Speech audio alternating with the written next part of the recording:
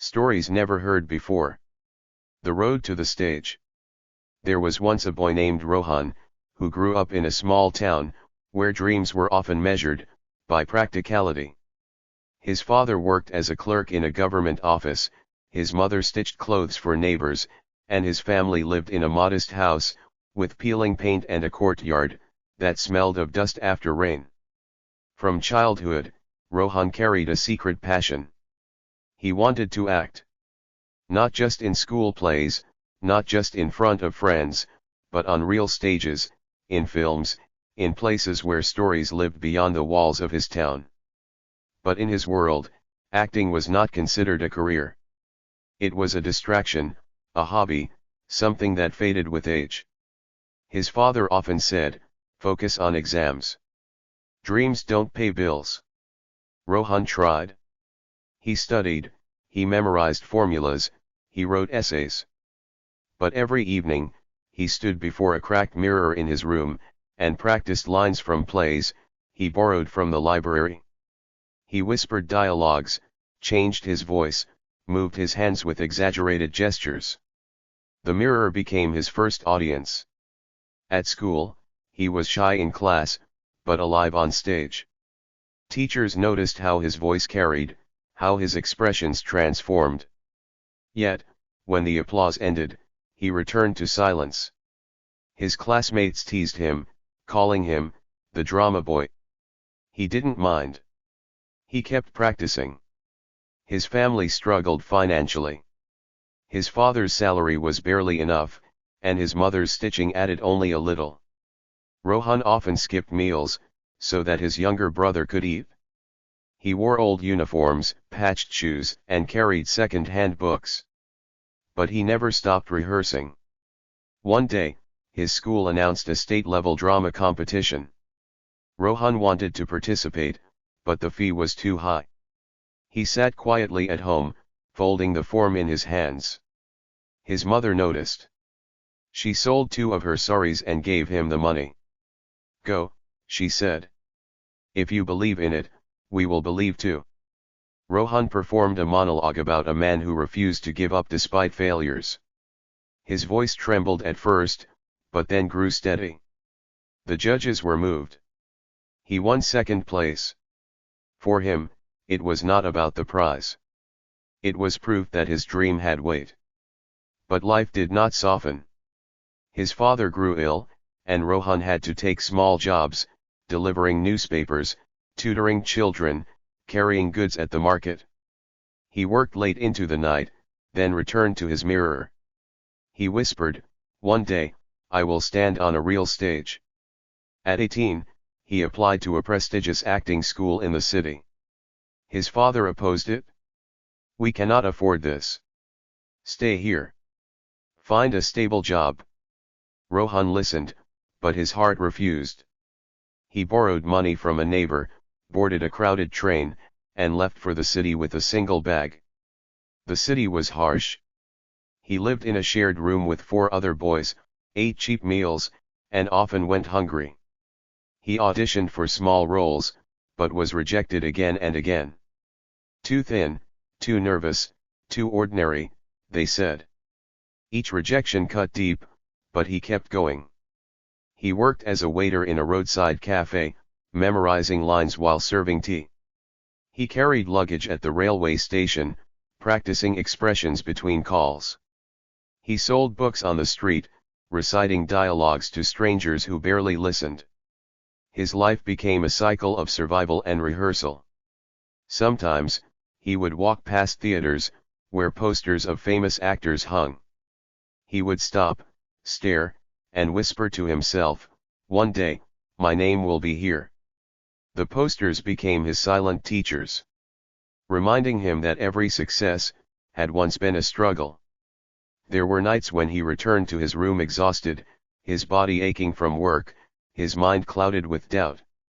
His roommates laughed at his persistence, telling him to give up and find a steady job. But Rohan would sit by the window, watching the city lights flicker, and remind himself that every rejection was only a step closer to acceptance. He began keeping a small notebook, where he wrote down every audition he attended. Next to each rejection, he scribbled a single word, lesson. He believed that failure was not an end, but a rehearsal for resilience. That notebook became his silent companion, filled with crossed-out roles and unfinished dreams, but also with hope.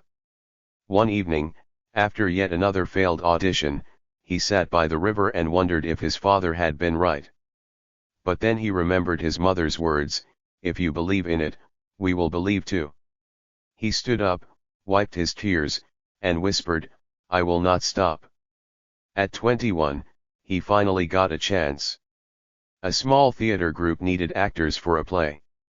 The role was minor, but Rohan gave it everything. His performance caught the director's eye. Slowly, he began receiving more roles. His voice grew stronger, his presence sharper. Audiences began to notice. Years passed. Rohan faced struggles, but each role built his confidence. He acted in plays, then small films, then larger productions. His name appeared in newspapers. His father, once doubtful, watched him on television, and wept quietly. His mother stitched clothes with pride, telling neighbors, "My son never gave up." Rohan became known not for fame alone, but for resilience. He spoke at schools, telling children, dreams are not fragile. They are seeds. They grow, if you water them with persistence. He built a small theater in his hometown, where children could perform without fear. He called it the Courage Stage. He wanted others to have what he once lacked, a place to believe. When people asked him what success meant, he said, "It is not applause.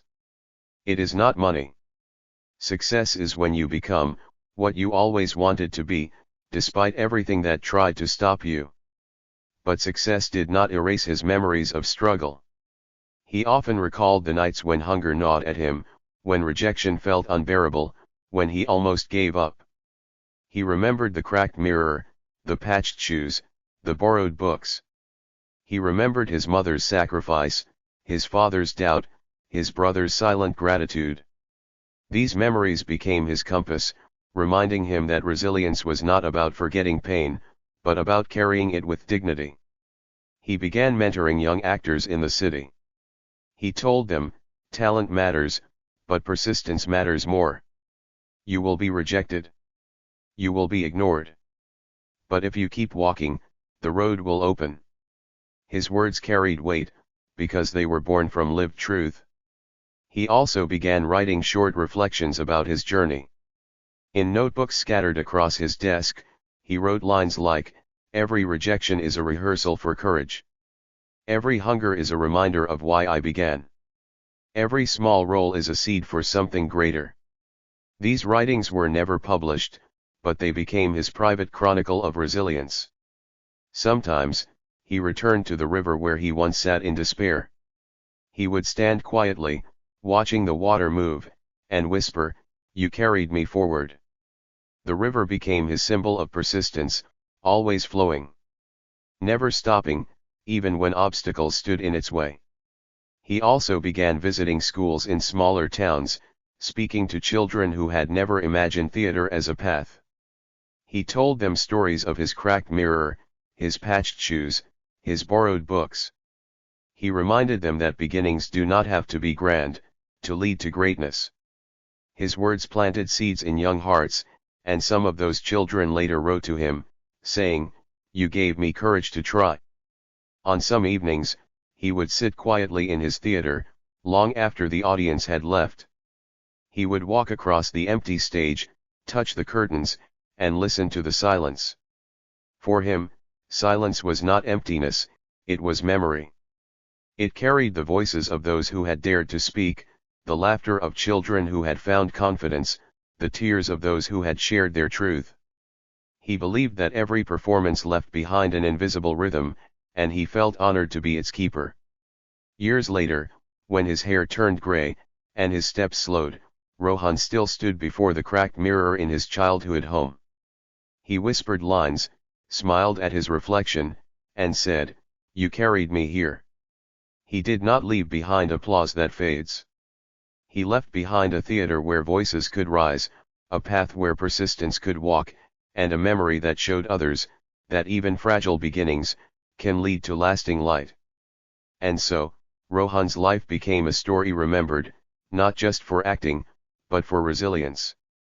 A boy who struggled, who bent but did not break, who dreamed and became.